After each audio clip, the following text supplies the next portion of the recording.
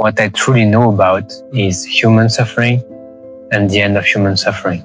Even though you might not admit it, you might be very much attached to this life.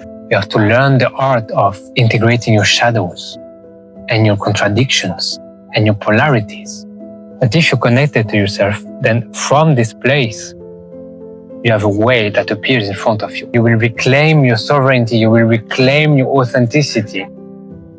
And that's what's going to drive you out of this darkness. If you have a spiritual awakening, you know that you cannot rely on motivation. You know that it doesn't work. It's something else that you need is trust. Stand up and see your fear and see what it is truly.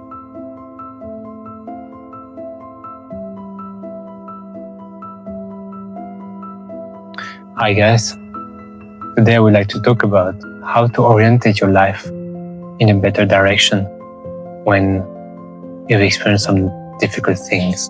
So if you don't know me, I'm a survivor of childhood sexual violence. Been through a lot of violence as a kid. Also narcissistic abuse from one of my parents and bullying. I went through so much suffering in my life that it's the only thing that I really know about life. You know, some people, they know about science. Some people know about animals. Some people know about politics. What I truly know about is human suffering and the end of human suffering.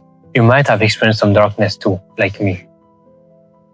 And you only wish, and I know it, is you're trying to orientate your life so that you can finally find the light.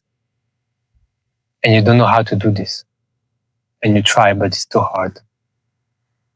And there are so many reasons why you're struggling. And I could talk about it for 2 hours, but I'm just going to explain what truly matters here. First, it's not easy to live a life that you're used to. And you must understand this. Even though you might not admit it, you might be very much attached to this life. You might be very attached to your toxic relationships. You might be attached to these old ways of being, even to your sadness, to your fear, because you know it, it's comfortable. Because what happens if you lose them? You don't know who you are anymore. Dare to let go. You have to come to a point where you trust life more than you're attached. And this will give you the fuel you need to let go. That's when spirituality is very important, is to cultivate this faith for your path, this faith for life. And if you do it, and if you find this light in you, and you follow it as your North Star, it will pull you so hard, so deeply, so intensely, that you will have no choice than to abandon the darkness. And until then, until you do that, you will not be able to change, because you will not have enough faith to guide you. That's when being guided can really be a key here, to have a mentor, a teacher, a therapist, whatever you want. Someone who can guide you through this. That's what I offer on this channel. You will have to learn how to be completely different. It's insane. Insane how you have to change. How much change needs to happen. You have to learn to behave in such different ways that it feels completely new and not normal to you. But that's the good way. You have to learn the art of compassion. You have to learn the art of strength. You have to learn the art of facing your fears. You have to learn the art of being connected with other humans with an open heart. You have to learn the art of integrating your shadows and your contradictions and your polarities. You have to learn the art of moving through grief with your whole body, mind, and soul, instead of being attached to it, instead of being a victim. You have to grow up and build yourself up. And that's not easy, but that's the way. So faith, changing how you behave and you relate to the world and how you perceive things. You might have to abandon many perceptions you have about society and people that were not true, or about your family or your friends, things you thought that were not true. That's the change. And the third thing is you will have to know yourself. Because if you don't know yourself at the core, if you don't find this core authentic expression of yours, you will not be able to find the life you want. Because you will always fall on the side.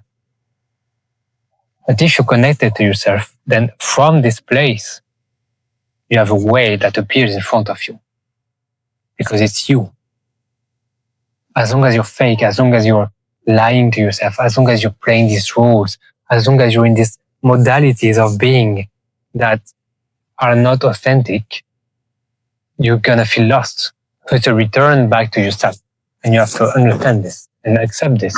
And so it's about cultivating this, cultivating honesty, transparency with yourself, not lying, not avoiding, facing your stuff, owning your mess. And by doing so, you will reclaim your sovereignty, you will reclaim your authenticity. And that's what's going to drive you out of this darkness. The other thing is you will have to practice. You will have to practice meditation, yoga, whatever you prefer, but you will have to have this discipline and learn that to really have a different life, you will need to have this regular practice where you can move forward, face your issues, integrate your shadows, process your emotional pain, and you will have to be disciplined with that. I remember when I was going through my spiritual awakening and I was healing childhood trauma, I was doing workouts outside in the winter, in the most cold moments, in the dark, every other day, like a disciplined monk. And I would try to meditate every day, and I would try to not miss a single day and have this discipline.